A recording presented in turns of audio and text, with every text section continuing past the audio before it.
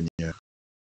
Donc, nous sommes en train de parler des enfants de Dieu qui prient leur Père qui est Dieu. Ils ne prient pas Dieu seulement, mais ils prient leur Père qui est Dieu. Et j'insiste, je continuerai à rappeler que appeler Dieu, Dieu n'est pas un péché. N'est pas un péché, mais l'appeler Père affirme une relation spéciale, une relation particulière que tu as avec lui.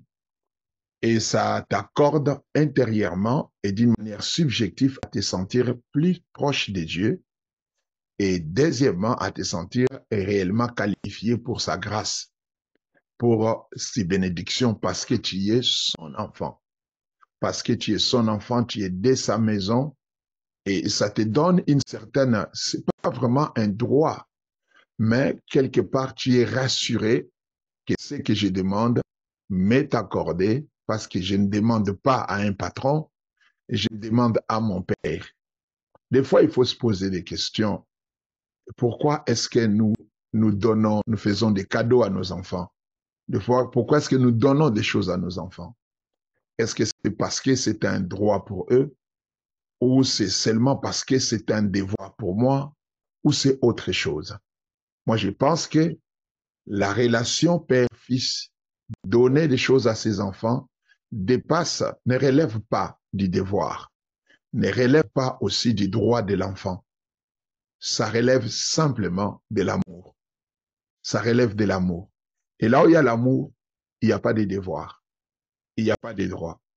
Là où il y a l'amour, on ne parle pas de devoir. Pourquoi? Parce que le devoir est un corvée, est un travail, est quelque chose que tu fais par principe. C'est alors qu'on parle du devoir. Je le fais par devoir, je le fais par principe. Et Dieu ne t'aide pas par principe. Dieu t'aide par amour. Pourquoi est-ce que je dis ça? J'aimerais bien que vous compreniez l'introduction de cette partie de ce soir. Pourquoi est-ce que je dis que Dieu ne fait pas des choses pour nous par principe? Parce que les principes sont venus avec la création. Suivez-moi très bien. Les principes sont venus avec la création. Les principes n'existaient pas quand Dieu était que Dieu seul. Quand il était seul et qu'il occupait l'univers dans l'éternité seul, les principes n'existaient pas. Et il n'y a pas de principe sur Dieu. Il n'y a pas de principe sur Dieu, il n'y a pas de loi sur Dieu. Là, il y a principe, c'est qu'il y a des lois. Et Dieu ne vit sous aucune loi. Il n'est lié à aucune loi. Il n'est sous aucune loi. C'est lui qui fait les lois pour nous. C'est pourquoi je vous dis que les lois sont venues avec la création. C'est quand il a créé les mondes des anges, les mondes des esprits, les mondes matériels, c'est alors que les lois sont venues. Et avant la création, les lois n'existaient pas. Alors pourquoi est-ce que nous disons que lorsque nous prions le Père, nous bénéficions de ses faveurs dans une dimension où les devoirs n'existaient pas? Parce que, premièrement, Dieu nous aime et il ne nous aime pas à cause de nous-mêmes. Tous ceux qui sont dans cette école dont Dieu m'a placé pour être votre professeur, votre maître, savent que nous prêchons ici que Dieu ne nous aime vraiment pas. Et Dieu ne nous aime pas. Mais Dieu s'aime lui-même en nous. L'amour qu'il a pour toi, c'est l'amour qu'il a pour lui-même. Il t'a créé à son image et selon sa ressemblance. Et lorsque tu as péché, il t'a racheté, il a envoyé son fils qui est son image parfaite pour que toi, tu sois à l'image de son fils. Donc, il t'aime à cause de lui-même. Parce qu'en toi, il se voit lui-même, présent en toi. L'amour qu'il a pour lui, c'est l'amour qu'il a pour toi. D'où cet amour ne dépend pas des principes. Cet amour n'est pas un devoir. Parce que s'aimer soi-même n'est pas un devoir. L'amour qu'on a pour soi-même n'est pas un devoir. Les chrétiens, les enfants de Dieu, sont aimés par leur Père et non par devoir. Ils bénéficient de certaines faveurs, des interventions de Dieu, non pas parce que c'est un devoir pour Dieu de le faire pour eux, mais c'est l'amour du Père. L'amour du Père. Et imaginez vous-même combien vous aimez vos enfants Et lorsque vous faites des choses pour eux, vous ne le faites pas par devoir parental. Là où il y a devoir parental, c'est que l'amour est exclu. On a besoin de devoir parental là où l'amour fait défaut. Là où on n'arrive pas à aimer, là où on est en difficulté, de laisser couler les œuvres de l'amour, et on le fait maintenant par devoir. Et c'est comme les enfants d'Israël dans l'Ancien Testament, ils n'avaient pas la possibilité d'aimer Dieu. Il n'y avait pas l'amour de Dieu dans leur cœur, d'où tout ce qu'ils faisaient, ils le faisaient sous la loi. Dieu leur a donné des lois pour que ces lois les poussent à faire des choses pour lui. Et c'est la même chose, c'est pas la même chose avec nous. Les lois sont là, les principes sont là, mais les principes ne priment pas sur l'amour. C'est l'amour qui supplante les principes.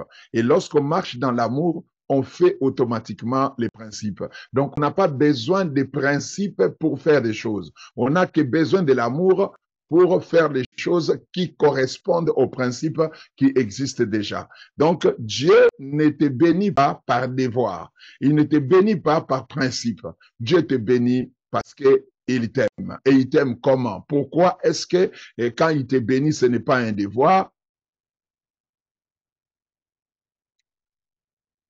Pourquoi c'est quand il te bénit, ce n'est pas un devoir? Parce que ce n'est pas un devoir pour moi de m'aimer moi-même. Ce n'est pas un devoir pour moi de m'aimer moi-même. Et de la même manière, un papa qui se voit dans ses enfants, qui voit ses enfants, qui sait que ça c'est ma chair, ça c'est mon sang, ça c'est moi, il ne va pas, il ne va pas, il ne va pas.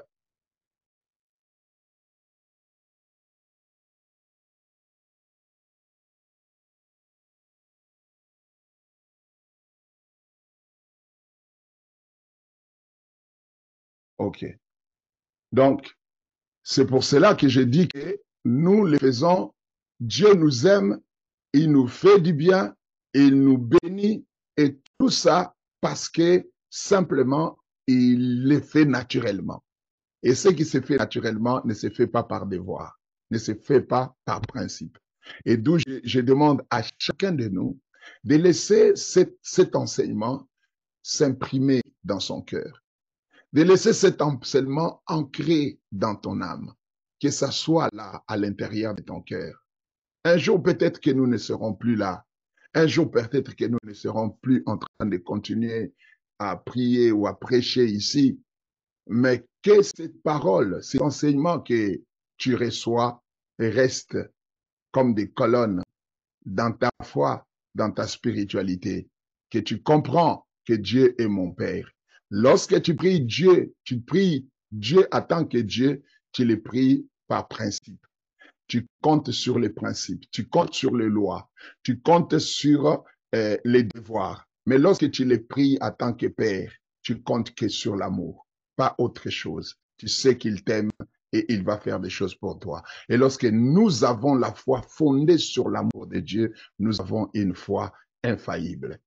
Nous avons une foi infaillible. Nous avons une assurance très, très certaine et qui ne peut pas faillir. Pourquoi? Parce que nous savons que Dieu nous aime, parce qu'il est notre Père. Alléluia. Donc ce soir, nous entrons dans la première partie de l'enseignement. Je vous avais dit tout ce que nous avons dit avant, c'était l'introduction. Aujourd'hui, nous commençons la première section de cet enseignement. Le premier chapitre de l'enseignement commence aujourd'hui. Donc, prends ton cahier, ton stylo et prends tout ce que tu peux avoir pour suivre cet enseignement d'une manière aussi attentive. Suis-moi très bien. En me suivant, tu ne suis pas le docteur Abraham. Tu ne suis pas le maître Abraham. Tu suis le Saint-Esprit qui te parle. Parce que je vous ai dit ici, j'ai été chrétien, engagé, pratiquant, depuis plus de 30 ans. Je ne sais pas si c'est maintenant, c'est 37 ans ou 40 ans, j'ai oublié. Mais ça fait beaucoup d'années que je prêche. Et je vous dirais que je suis en train de me bâtir une conviction encore accentuée sur les enseignements que je suis en train de vous donner. Je suis moi-même en train d'apprendre encore. Je sais que j'appelais Dieu Père, mais la conviction n'était pas aussi profonde que celle que j'ai aujourd'hui. Je me sens plus rapproché de Dieu. Je me sens plus vraiment différent. Je vous dis la vérité, différent d'il y a un mois passé ou 2 mois passés. Cet enseignement m'a transformé. Ça m'a encore changé, vous imaginez. Je vous témoigne ce que je suis en train de vivre. Ce que je suis en train de vivre. Il est devenu un peu compliqué pour moi même lorsque j'ai pris, que je parle, je dis Dieu. C'est pas comme une reproche, mais je sens que depuis longtemps, je devais l'appeler Père. Je devais plus insister sur sa paternité que sur sa divinité ou sur sa souveraineté. C'est mon Père. C'est mon Père. Il m'arrivait aussi de temps en temps de me plaindre, de m'inquiéter pour certaines choses, bien que j'ai la foi. Mais je sens que ma foi a monté de plusieurs crans, pas d'un cran, mais de plusieurs crans. Que j'ai atteint une dimension de la foi aujourd'hui qui est plus rassurante et une foi paisible, où je ne me laisse pas vraiment agiter. Dieu est mon Père. Dieu est mon Père. Il est ton Père. Il est notre Père.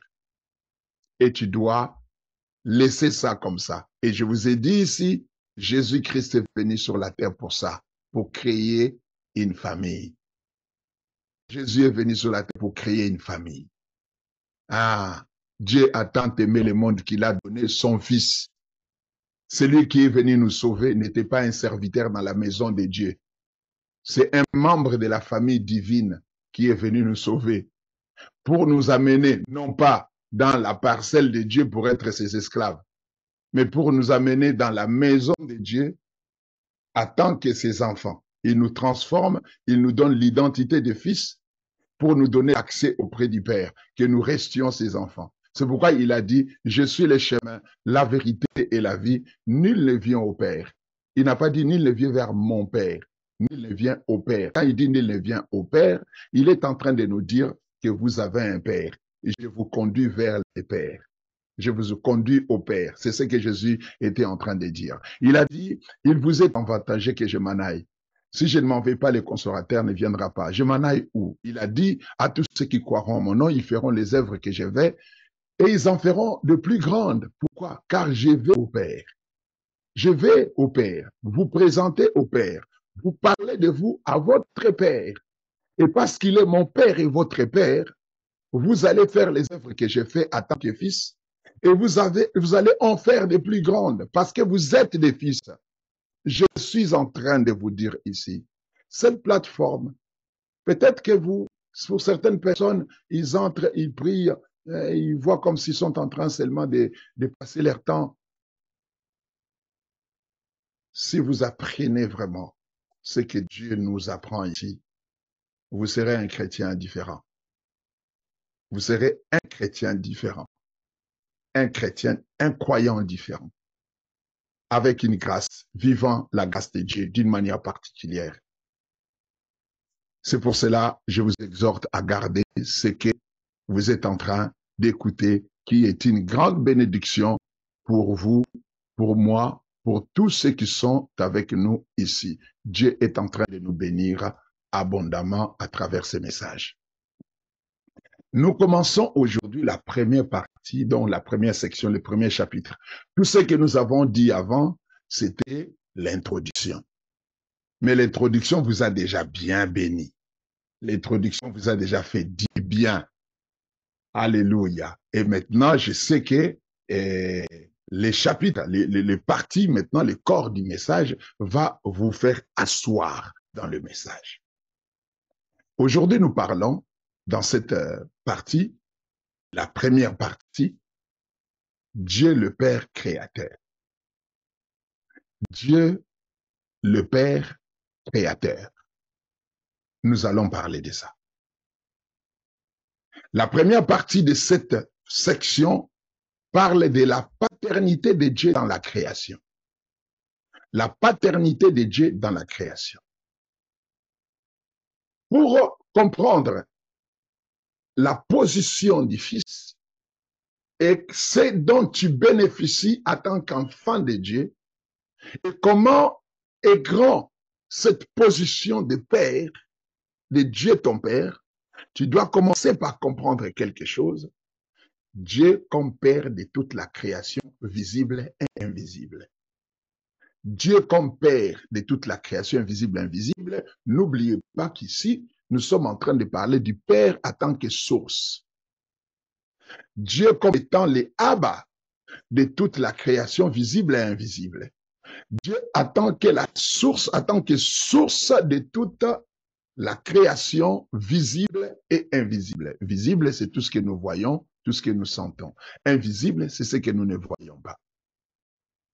L'une des premières vérités à comprendre, une vérité fondamentale de la Bible à comprendre, est que Dieu est le créateur de toutes choses. Dieu, nous parlons de Dieu, est le créateur de toutes choses, visibles et invisibles. Ce qui fait de Dieu, lui, qui fait de lui le Père primordial de toute la création. C'est-à-dire, toutes sortent de lui, y compris les diables, les démons, les anges, les esprits, les hommes, les méchants, les justes, tout ce qui existe émane de lui, directement ou indirectement.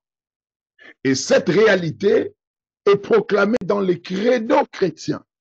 Lorsque nous disons, vous connaissez les credos chrétiens, c'est ce qu'on appelle dans l'Église catholique la confession de foi. Je crois en Dieu le Père Tout-Puissant, le Créateur des ciels et de la terre. Je pense que tout le monde connaît ça. Même chez nous, les évangéliques, ces credos existent. Je crois en Dieu le Père Tout-Puissant, Créateur du ciel et de la terre. Il y en a dans l'Église catholique et partout. C'est un credo. On appelle ça un credo, c'est-à-dire c'est une conviction basée sur une vérité inébranlable qui est un axiome dans le domaine de la science chrétienne. Je crois en Dieu le Tout-Puissant, Créateur du ciel et de la terre. Et tout le monde ici dans cette plateforme doit croire comme ça. Je crois en Dieu, Créateur, je crois en Dieu le Tout-Puissant, Créateur du ciel et de la terre. J'aimerais bien vous expliquer pourquoi c'est important de penser au Père en tant que source de toutes choses. Ça vous donne la possibilité de vous créer un champ de croyances illimité, de vous créer un champ de possibilités illimité. Quand vous pensez au combat spirituel, par exemple, vous savez que le diable a été créé par Dieu. Lorsque vous êtes buté à des démons, à des mauvais esprits, vous savez qu'ils ont été créés par Dieu.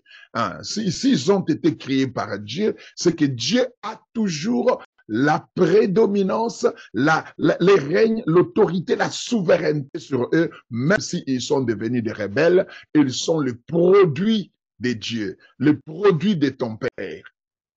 Je crois en Dieu le Père Tout-Puissant, Créateur du ciel et de la terre.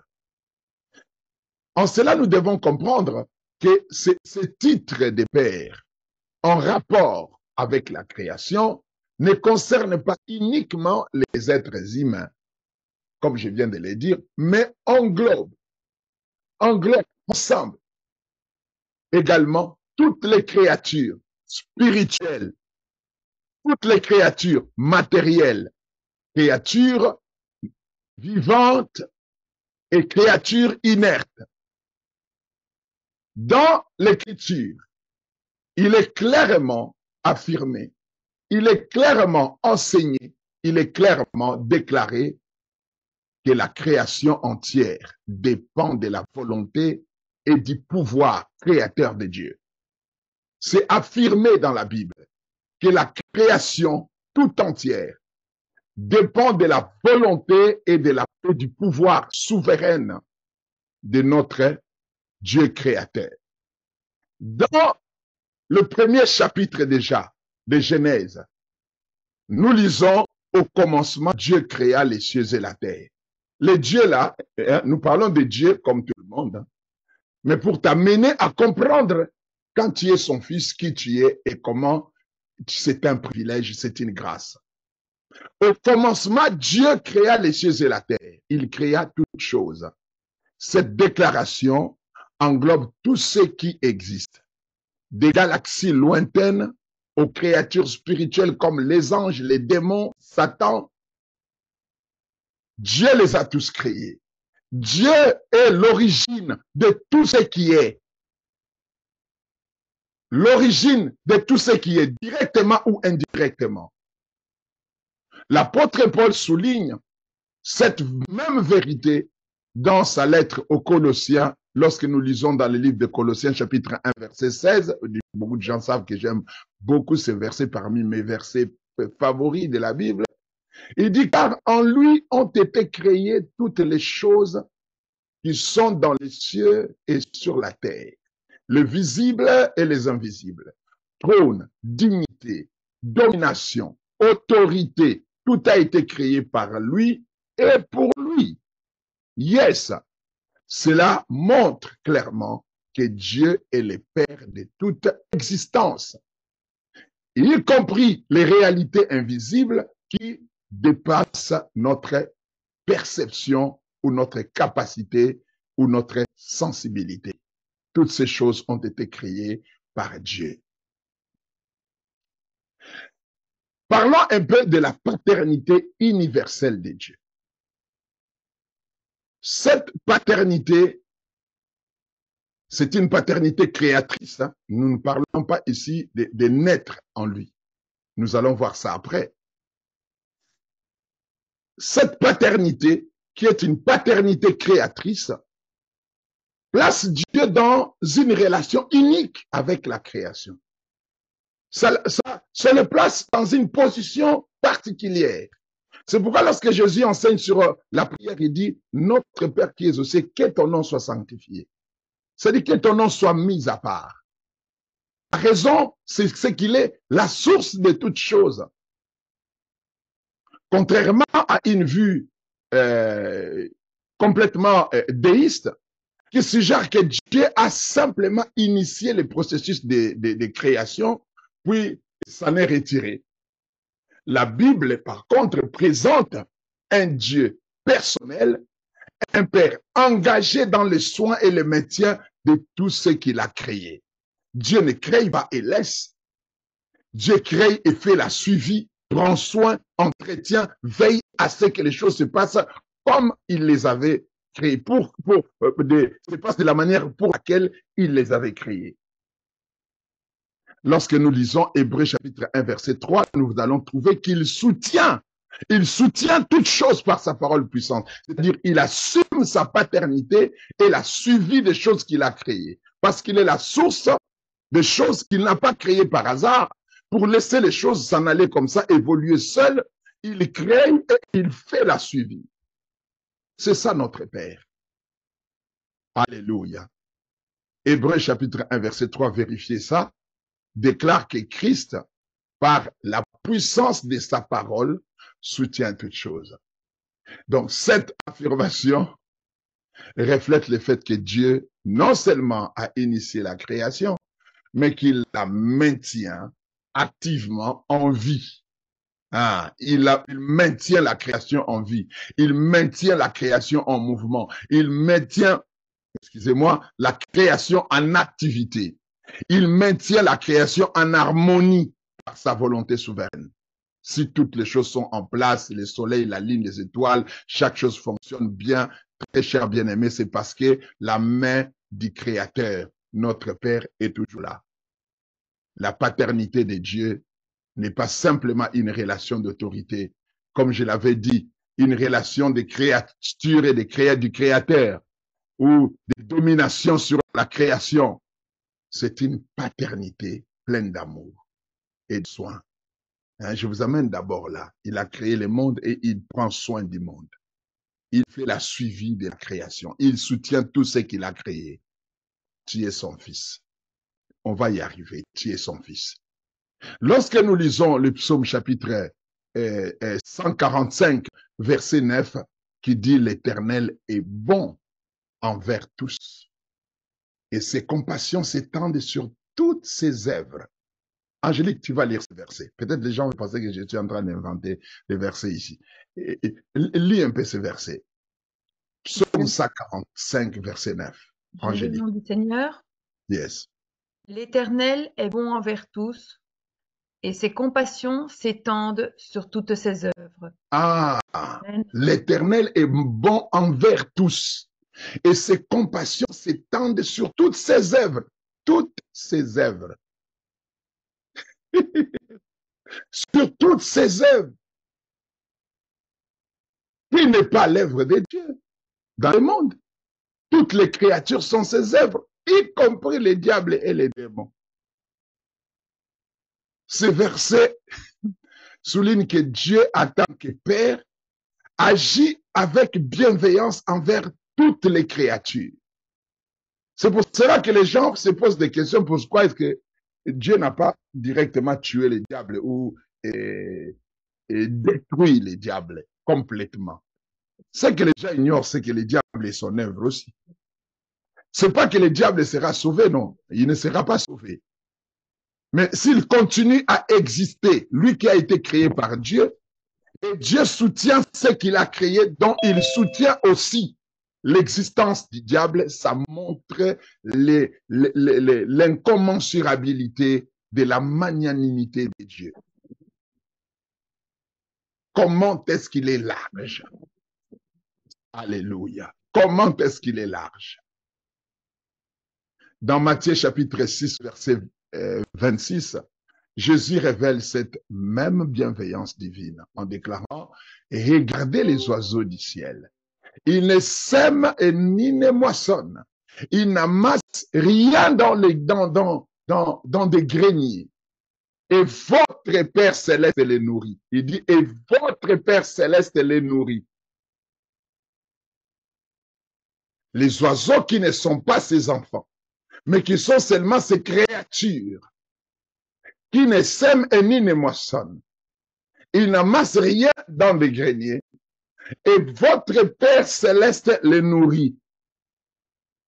C'est vrai que nous devons travailler. C'est vrai que nous devons fournir des efforts. Mais quelque part, il faut compter sur la paternité divine. Il faut compter sur l'amour du Père. Alléluia. Il faut compter sur lui. Quels que soient les efforts que nous faisons, nous devons compter sur sa magnanimité, compter sur sa paternité. Il fait ça pour ceux qui ne sont que ses créatures. Il fait ça pour ceux qui ne sont que ses créatures. Les enfants de Dieu doivent comprendre qui ils sont vraiment dans cette création. Nous y arriverons. Ces passages que nous venons, je viens de vous parler de Jésus. Ces passages, moi, ça m'impacte beaucoup. Dieu prend soin des oiseaux du ciel.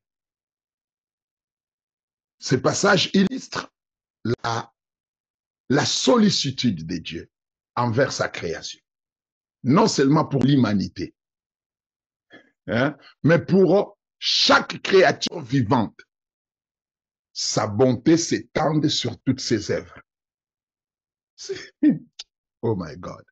Si la bonté de Dieu peut s'étendre sur toutes ses œuvres, et moi, là, je ne parle pas encore de nous, je parle de Dieu Père de la création. Comment est-ce qu'il assume sa responsabilité de source? Comment est-ce qu'il veille sur les œuvres qu'il lui-même a créées? Je vais m'arrêter pour ce soir. Nous serons là encore demain pour continuer dans l'enseignement. C'est lui que tu appelles Père est le Père de toute la création, qui prend soin de l'ensemble de la création, qui s'occupe des oiseaux, qui s'occupe des insectes, il s'occupe des bestioles, il s'occupe des microbes, il s'occupe de tout, de l'infiniment petit à l'infiniment grand, du monde microscopique au monde macroscopique, du monde invisible au monde visible. Il s'occupe de tout, même des choses qui pour nous ne sont pas considérables. Dieu s'occupe d'eux. Vous savez, j'ai l'habitude de suivre les documentaires des animaux. J'ai suivi un documentaire sur les abeilles. Oh, quelle merveille! Comment Dieu peut être comme ça? Comment est-ce que les abeilles vivent? Comment est-ce qu'ils sont organisés? Ils n'ont jamais eu de professeurs pour ça. Ils n'ont pas d'université des abeilles pour s'organiser de la sorte. Ils sont le royaume le plus organisé, le mieux organisé même que les royaumes de la terre. Les abeilles ont une reine et ils travaillent en chaîne. Non, c'est merveilleux ça. Alléluia. Et tout ça, c'est Dieu qui l'a fait. Les fourmis, les microbes. Les microbes sont des êtres vivants, sont des micro-organismes vivants. Ils sont organisés aussi. Dieu s'occupe d'eux. Il s'occupe de tout. Maintenant, à la fin de cet enseignement, dis-toi, je suis son enfant. Et lui s'occupe des abeilles, il s'occupe des oiseaux, il s'occupe de tous les détails de la création, de tout ce qu'il a créé. Angélie, relis encore Psaume 145 là, pour qu'on clôture avec ça. Relis encore le psaume que tu avais lu. Relis encore Psaume 145, 9. Relis encore ça. L'Éternel est bon envers tous, et ses compassions s'étendent sur toutes ses œuvres. Amen. Déjà, tu es son œuvre. Amen. Tu es déjà son œuvre. Mais au-dessus d'être son œuvre, tu es un homme. Au-dessus d'être un homme, tu es son enfant. Vous voyez que la grâce du Seigneur demeure sur vous et que la paix de Dieu puisse remplir vos cœurs. Soyez zen, tranquille. Vous avez un Père. Amen. Amen. Amen. Amen. Amen. Amen. Amen. Est-ce que quelqu'un peut me donner un amen efficace? Amen. Amen. Amen. Amen. Un amen filial. Amen. Amen. Amen. Amen. Yes. Amen. Amen. Gloire au Seigneur. Dieu Thank you, my Lord. est ton Père.